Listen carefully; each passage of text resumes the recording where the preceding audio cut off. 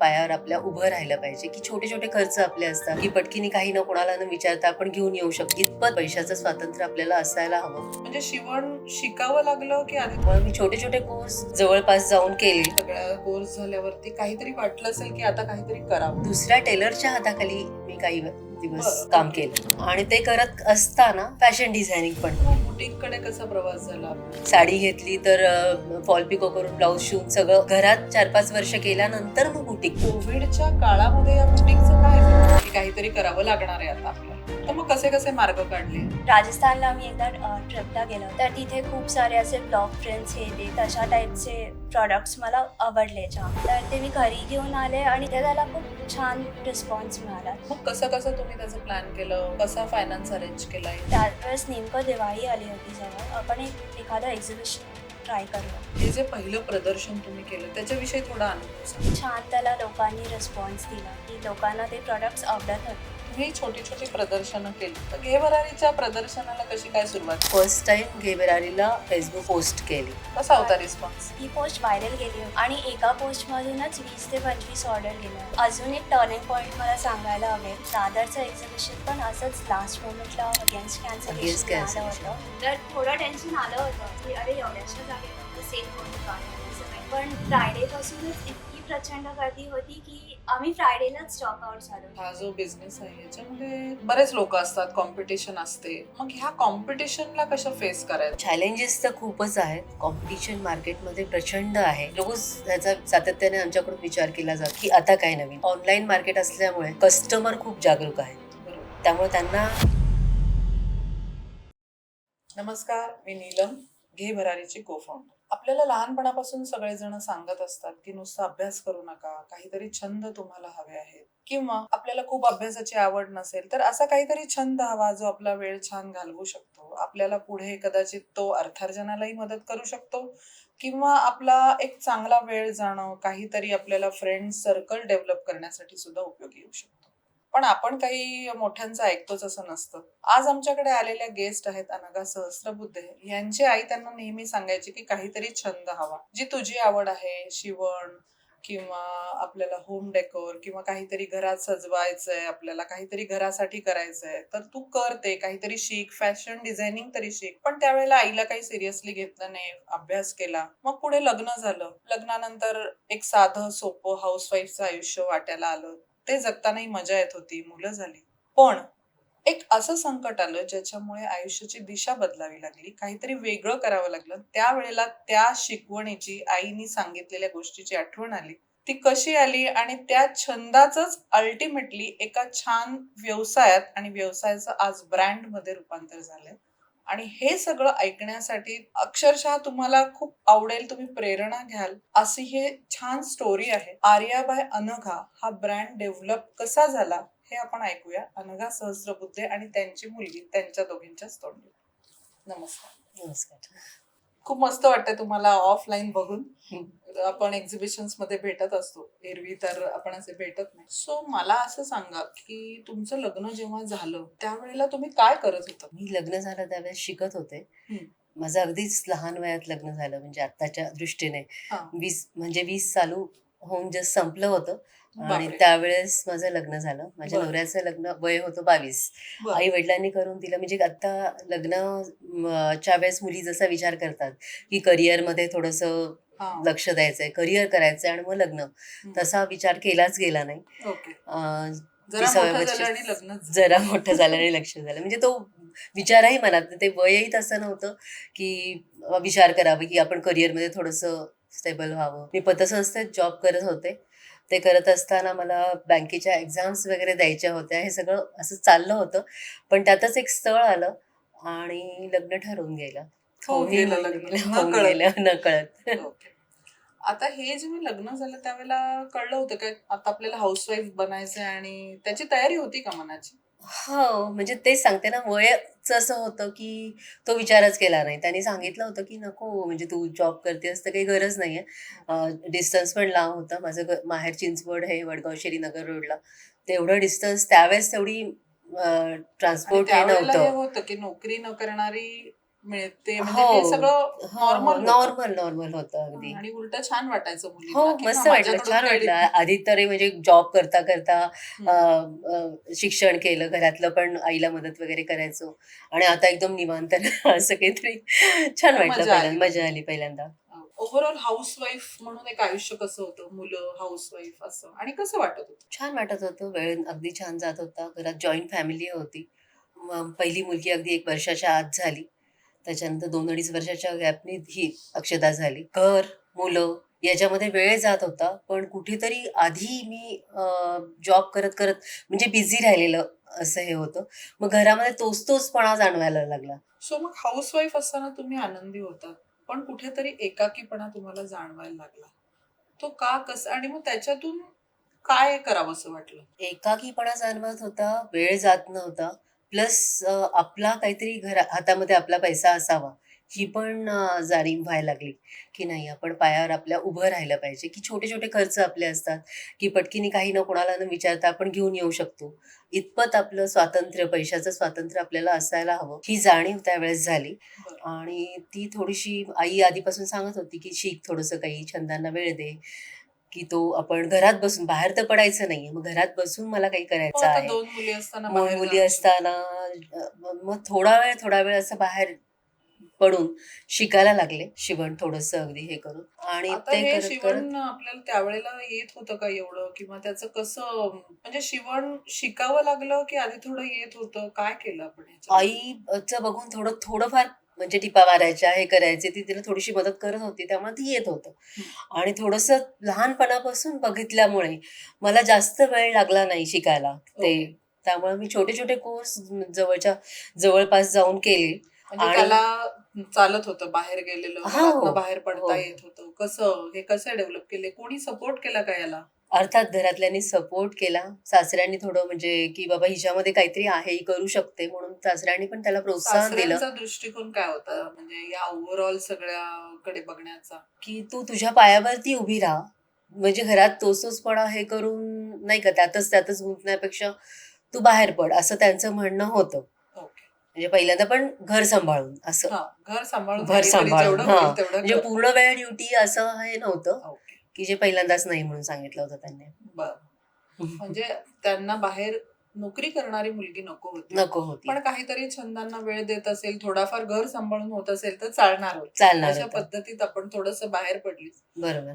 शिवणकाम शिकायला सुरुवात केली. सुरुवात केली. सो आता हे जे शिवणकाम शिकायला गेलात, कोर्सेस केलेत काही, त्या सगळ्या कोर्स झाल्यावरती काहीतरी वाटलं असेल की आता काहीतरी करावं, हं. मग ते कसं चालू केलं? मी ते घरातल्या घरात आधी मुलींचं वगैरे थोडंसं शिवायचे. माझे घरातले ब्लाऊज, माझ्या सासूबाईंचे, आजी सासूबाईंचे असे घरातलं शिवत गेले. मग घरातलं शिवून असं किती शिवणार ना, जास्त शिवायला म्हणजे थोडंसं प्रॅक्टिस, बाहेरच्यांचे नवीन-नवीन पॅटर्न हाताखालून गेले तर त्याची जास्त आजूबाजूला लोक असे नव्हते की जे ऑर्डर देऊ ऑर्डर शकतात. देऊ शकतील. ओके. म्हणून मग थोडंसं बाहेर पडले आणि दुसऱ्या टेलरच्या हाताखाली मी काही दिवस बरं. काम ओके. केलं. हे कुठे असेल, म्हणजे पुण्यातच? नाही तिथेच वडगाव शेरीमध्येच आम्ही राहतो. तिथूनच अगदी एक 10 ओके. मिनिटाच्या अंतरावरती होतं. एक लेडीज टेलर होत्या. त्यांच्याकडे अगदी मला वाटतं मी तास, दीड तास बसून काम शिवायचे. त्यावेळेस ₹10-15 सलवार शिवून माझी व्हायची. बर. पायावर होतं. ओके. ते पैसे वगैरे द्यायचे त्याचे? द्यायचे. ओके. आणि शिकायलाही मिळायचं. मग ते कसं टॉप शिवतात वगैरे ते कळून गेलं त्याच्यामध्ये. अच्छा. आणि मग काही बुटीक वगैरे चालू केलं का ह्याच्यानंतर काही? नाही त्याच्यानंतर मग हे तर बेसिक झालं. मी थोडंसं शिकले. त्याच्यानंतर स्वतःच्या जबाबदारीवरती दुसऱ्यांचे एकदम डायरेक्ट पॅटर्न हातात घ्यायचं, ते अजून हे भाड्या घरातलं सोडून हां. होतं. म्हणून मग दुसऱ्या एका म्हणजे दुकानामध्ये गेले. तिथे मला त्यांनी थोडंसं त्यांच्याकडे नेमकं त्या काळामध्ये मी जेव्हा गेले, त्यावेळेस त्यांच्याकडे तिथे टेलर नव्हते. मग मी असं सांगितलं, की "मला आहे, पण मला एवढी जास्त हे नाही." "ठीक आहे," म्हणे, "तुम्ही करा." म्हणून साधे असतात ते पॅटर्न असे द्यायला त्यांनी मला स्टार्ट केली. मग त्याच्यामधून माझा कॉन्फिडन्स बिल्ड झाला. मग ते अ, तिथेच बसून शिवायचं की घरी पण नाही आणायचं? तिथे मी संध्याकाळी थोडा 2 तास 3 तास बसायचे बरं. आणि तिथे येणाऱ्या लोकांचे ऑर्डर्स घ्यायचे. कुठे काही टिपा मारून दे, कुठे अल्टर करून दे, कुठे ब्लाऊज छोटे साधे घ्यायला सुरुवात केली. मग त्याच्यामध्ये मग मला कुठे अडचणी आल्या तिथे मला आईनी मदत केली बर. आणि ते करत असताना फॅशन डिझायनिंग पण करायला सुरुवात केली. बर. म्हणजे फॅशन डिझायनिंग, शिवणकाम दोन्ही आता चांगलं यायला दोन्ही लागलं. चांगलं यायला लागलं. ओके. हे किती वर्ष केलं असं बाहेर काम जे केलं ते? बाहेर एक काम 2 केलं वर्ष? 3-4 वर्ष केलं. हो. त्यानंतर मग बुटीककडे कसा प्रवास झाला आपला? मला हे चांगलं जमायला लागलं. घरात भरपूर ऑर्डरी यायला लागल्या. म्हणजे त्या दुकाना थ्रू यायला लागल्या. त्यामुळे ओळखी वाढल्या माझ्या. ओके. म्हणजे आजूबाजूच्या परिसरामध्ये. मग आपोआप ऑर्डर आल्यानंतर मग मी घरून हे काम सुरू केलं. घरामध्ये आईचा आणि बहिणीचा पण हाच बिझनेस असल्यामुळे बुटीकचं माहिती होतं, की बाबा होलसेल्स कुठून येतात, हे येतं. ते बरं. माहिती होतं. त्यामुळे घरामध्येच आणून सुरुवात केली. ओके. त्याला मैत्रिणींनी किंवा आजूबाजूच्या लोकांनी म्हणजे ज्या ओळखीच्या ह्यांनी त्यांना चांगला रिस्पॉन्स मिळायला लागला. ओके. म्हणून मग टेलरिंग पण आणि हे म्हणजे जर ड्रेस मटेरियल घेतलं तर ते शिवून वगैरे सगळं. साडी घेतली तर फॉल पिको करून ब्लाउज शिवून सगळं बाहेर हे पडत सगळं होतं. घरातूनच घरातून झालेलं. आधी चालू झालं. ओके. घरात 4-5 वर्ष केल्यानंतर मग बुटीक टाकलं. बरं. जागा मोठी होती. ओके. मग म्हणजे एका घराच्या बाजूला जवळपासच बुटीक आहे. हां, घराच्या प्रिमायसेसमध्येच. ओके. म्हणजे थोडक्यात अजूनही सीमारेषा तिथेच होती. घर आणि घर घराच्या आणि हे. आजूबाजूचा परिसर. अगदी. ओके. किती ट्रॅडिशनल आयुष्य असतं, की बाईनी फारसं बाहेर गेलेलं पूर्वीच्या काळी आवडत नव्हतं. त्याचं हे उदाहरणच म्हणावं लागेल ॲक्चुअली. सो मग ह्याच्यातनं आता बाहेर कसं पडलं? एवढा मोठा आज एक ब्रँड निर्माण केलाय. आज तुम्ही आमच्याबरोबर सगळीकडे येता. हं. सो हे जे बुटीक आहे, हे साधारण कोव्हिडमध्ये तर बंद झालं असेल. हो.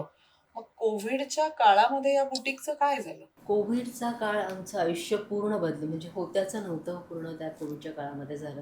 पहिला इम्पॅक्ट झाला तो माझ्या सासऱ्यांना लास्ट स्टेजचा कॅन्सर झाला. त्याच्यामध्ये ते पूर्ण म्हणजे ते एक्सपेन्सेस ते कॅन्सरचे ऑपरेशनचे वगैरे ते झाले. त्यात ते गेले.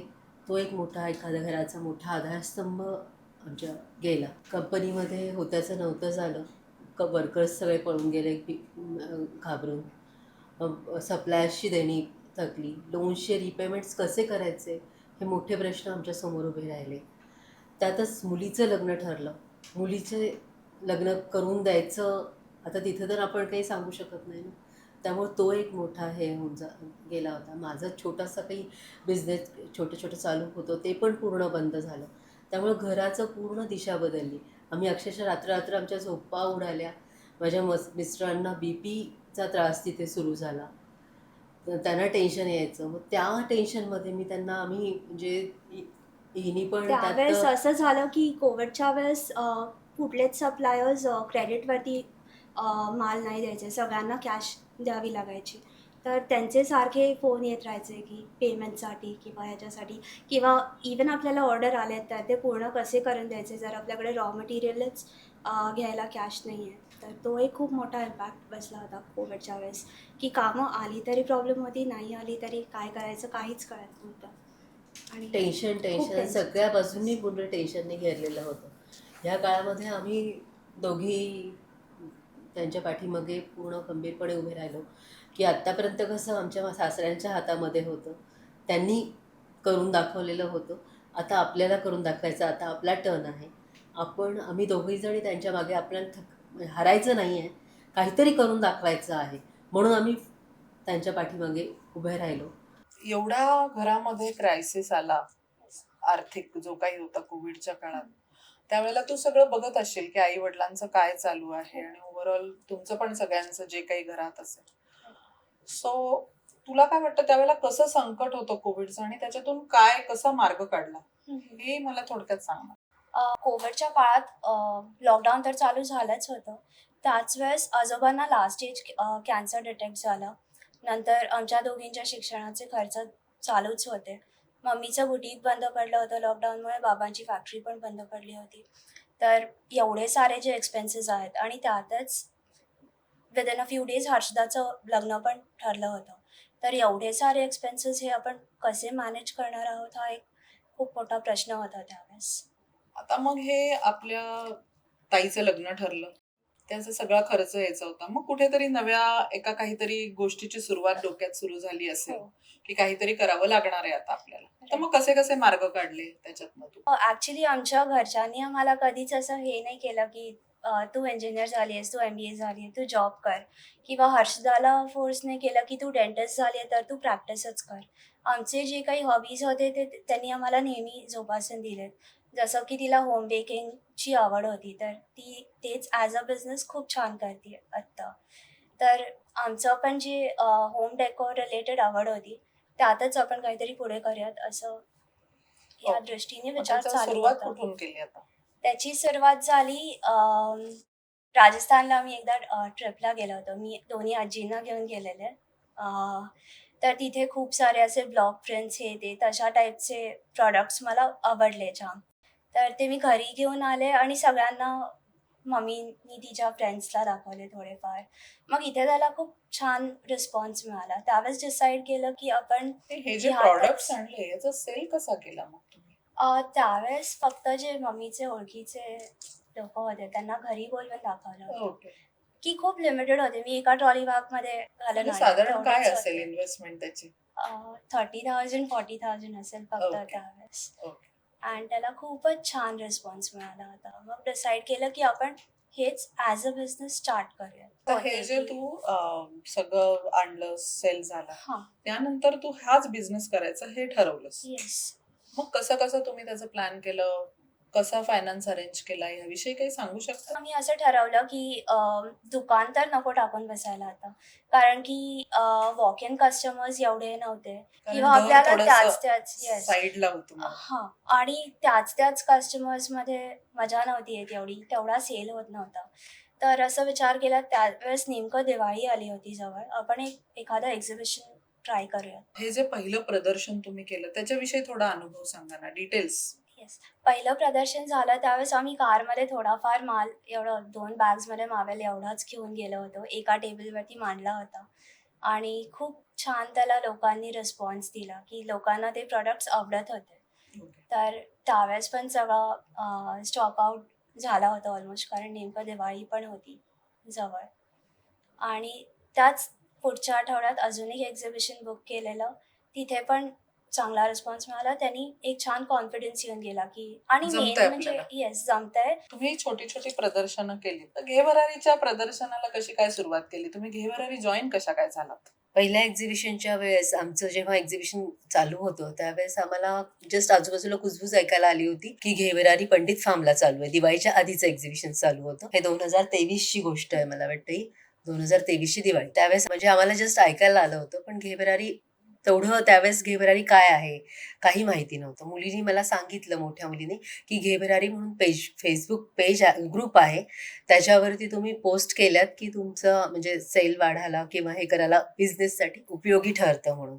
म्हणून आम्ही फर्स्ट टाइम घेवरारीला फेसबुक पोस्ट केली. कसा होता रिस्पॉन्स? खूप बेस्ट होता. ती पोस्ट व्हायरल गेली होती. जी बॅग्सची पोस्ट केली होती ती ऑलमोस्ट 300-350 लाईक्स होते त्या पोस्टवरती आणि एका पोस्टमधूनच 20 ते 25 ऑर्डर गेल्या होत्या आमच्या. मग त्याच्यामुळे आम्हाला कॉन्फिडन्स आला या ब्रँडवरती. आणि आधी असं मनात थोडं वाटत होतं, की यांचं रेंट एवढं आहे, ते निघेल का आपल्याकडून? आपला तेवढा सेल होईल का? म्हणून एक्झिबिशन बुक करण्यामध्ये थोडी भीती वाटत होती. ती त्या पोस्टमुळे कमी झाली होती. थोडे त्याच्यानंतर कॅल्क्युलेशन्स आम्ही केले. Yes. हिच्या माझा भाऊ फार सपोर्टिंग होता या बाबतीमध्ये. मी त्याच्याशी चर्चा केली. मग मी किती लॉस होऊन किती होणार आहे? मी आहे तुझ्या पाठीशी, चल तू पुढे हो. असं थोडंसं त्यांनी पुश केलं. कारण का फायनान्शियली तो जर स्टॉक थोडा मेंटेन करायचा तर तो पैसाही त्यावेळेस आमच्याकडे नव्हता. तर ह्याला माझ्या मामानी मदत केली आणि त्यांनी बिझनेस म्हणजे नाही तुझा घे प्रदर्शन घेवरारीमध्ये बुक कर. बघूयात आपण किती म्हणजे काय हे होते. पण आम्हाला 2-3 वेळा आम्ही घेवरारीला कॉन्टॅक्ट केलं. 3-4 प्रदर्शनं जवळ मी कॉन्टॅक्ट करत होते. त्यावेळेस मला स्टॉल मिळाला नाही. बावधनचा लास्ट मिनिटला मला अगेन्स्ट कॅन्सलेशन स्टॉल मिळाला आणि त्याच फोनवरती मी लगेच हो म्हणून सांगितलं की कसं मला काय ही होतं? संधी घालवायची नाहीये. बावधनचा एक्सपिरियन्स कसा होता? बावधन एक्झिबिशनला आम्ही एका कारच्या डिकीत बसेल तेवढंच सामान घेऊन गेलो होतो. 100 नंबरचा स्टॉल असला तरी खूप छान सेल खूप झाला. छान सेल स्टॉक झाला आउट होता अगदी. झालं. आणि शनिवार रविवारी आम्हाला शेवटच्या दिवशी संडेला आम्ही अजून बाबाला मदतीला बोलवलं ताईला होतं. मदतीला बोलवून घेतलं कारण एवढी गर्दी झाली होती स्टॉलवरती. आणि त्या प्रॉडक्टवरती आमच्या अगदी प्रेम केलं, म्हणजे कस्टमर्सनी घे भरारीच्या.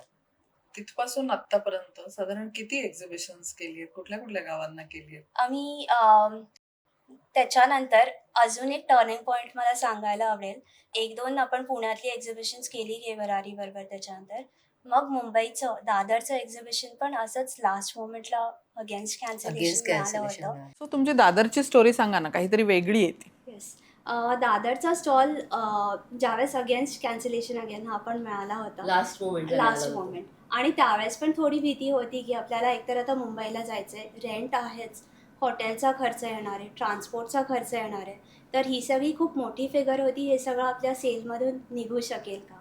आणि ज्यावेळेस आम्ही दादरला पोहोचतो, तो स्टॉल बघितला, एवढीशी जागा होती, 2 टेबल मावेल एवढी. पुण्यासारखं Ground तर floor ला होता तो. जागा नाही मिळत तिथे बिलकुल पण. तर थोडं टेन्शन आलं होतं स्टॉल लावताना थर्सडेला की अरे एवढ्याशा जागेत आपला सेल होईल का? एवढे सगळे खर्च निघतील का? पण जो फ्रायडे स्टार्ट झाला आणि कस्टमर्स यायला लागले, फ्रायडेपासूनच इतकी प्रचंड गर्दी होती की आम्ही फ्रायडेलाच स्टॉक आउट झालो. सेल करायला काही राहिलंच नव्हतं. म्हणजे इनफॅक्ट आम्हाला काही खायला पण वेळ नव्हता आम्ही मिळाला दोघीच फ्रायडेला. गेलो होतो. तिची मावशी काही कामानिमित्त मुंबईत आली होती. ती आम्हाला जस्ट बघायला म्हणून आली होती. काहीतरी वेगळं करतोय ना आम्ही, की घराच्या बाहेर पहिल्यांदा, इव्हन पुण्याच्या बाहेर पहिल्यांदाच गेलो. त्यामुळे सगळ्यांना, बाकीच्या फॅमिली मेंबर्सला पण एक एक्साइटमेंट होती. त्यामुळे तिचं काहीतरी काम उरकून ती आम्हाला तिथे अप्रोच झाली की बा एक दिवसभर थांबेल आणि हे करेल. पण ती पण पूर्ण बिझी आम्ही होती. तिला पण कामाला लावली का? तिलाही हो, पूर्ण yes. कामाला लागलं. आणि आम्हाला म्हणजे खायला वेळ नव्हता, बसायला वेळ नव्हता. स्कॅनर असा फिरवावा लागत होता. इतकी कस्टमर्सची लाईन लागली होती समोर. कस्टमर्स होते पूर्ण. त्या दिवशी संध्याकाळी शुक्रवारी लगेच तिने तिच्या वडिलांना फोन केला की असं आमचं पूर्ण स्टॉक आउट झालेलो आहे आणि तर काय करायचं. मग त्यांनी थोडंसं इकडे तिकडे फोन लावले. डेक्कन क्वीनमध्ये माल पाठवला.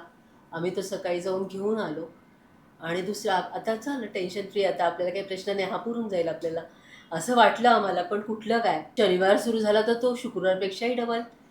प्रचंड गर्दी त्या दिवशी पण. म्हणजे ती मावशी जाणार होती, ती पण थांबली आणि आम्ही, म्हणजे तो पण त्या दिवशी पण पूर्ण आम्ही स्टॉक आउट झालो. तिसऱ्या दिवशी मग तिचे वडील गाडी घेऊन आले आणि गाडीमध्ये सगळं सामान टाकून घेऊन आले आणि तिसऱ्या दिवशी पण अमेझिंग सेल झाला. आणि रिकाम्या बॅग्सनी आम्ही परत परत आलो आलो. होतो. तर तो एक तो खूप एक छान turning टर्निंग point पॉइंट आम्हाला होता मिळाला. की खूप जास्त कॉन्फिडन्स बूस्ट झाला होता त्याच्यामध्ये.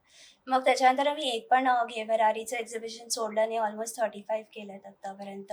2023 पासून 2024ला 24 घे भरारी बरोबर स्टार्ट केलेलं जानेवारी 2024 जानेवारी. आतापर्यंत 35 झाले आहेत ऑलमोस्ट सगळीकडे. घे आता भरारी किती माल variety. असतो स्टॉलवर? शॉपवरती नेहमी 15-20 लाखचा माल असतो आणि एक्झिबिशनमध्ये आम्ही 5 ते 6 लाखाचा माल घेऊन येतो. आणि जसं घे भरारी बरोबर बँगलोरमध्ये केलं होतं, पण सांगलीला केलं होतं. जिथे घे भरारी जाईल तिथे आम्ही जात कोल्हापूर. असतो. कोल्हापूर. मुंबईची ऑलमोस्ट सगळी. आता म्हणजे आपण 5-6 लाखाचा माल कॅरी करतो. जे एक 50,000चा माल आणणारे लोक होते ते 5-6 लाखापर्यंत पोहोचले असं म्हणू शकतो का आपण इथे? हो. नक्कीच. आता हा जो आहे होम डेकोर किंवा बेडशीट्स, हा जो बिझनेस आहे याच्यामध्ये बरेच लोक असतात, कॉम्पिटिशन असते. मग ह्या कॉम्पिटिशनला कसं फेस करायचं किंवा ह्याच्याबद्दल काहीतरी सांगा ना, कारण ह्याला आव्हानं खूप आहेत. मग त्याची जरा थोडीशी मला माहिती द्या ना. चॅलेंजेस तर खूपच आहेत. कॉम्पिटिशन मार्केटमध्ये प्रचंड आहे.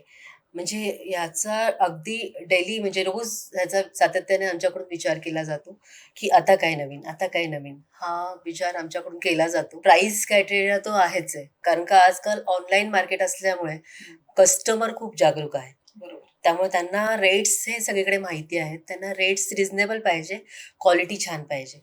तो आम्ही सातत्याने देण्याचा प्रयत्न करत असतो, की रेट्स पण रिझनेबल पाहिजेत आणि क्वालिटीमध्ये कसं इम्प्रूव्ह करता येईल, नवीन नवीन प्रॉडक्ट्स कसे ॲड करता येतील, हा आमचा अगदी डेली ह्याच्यावरती विचार असतो.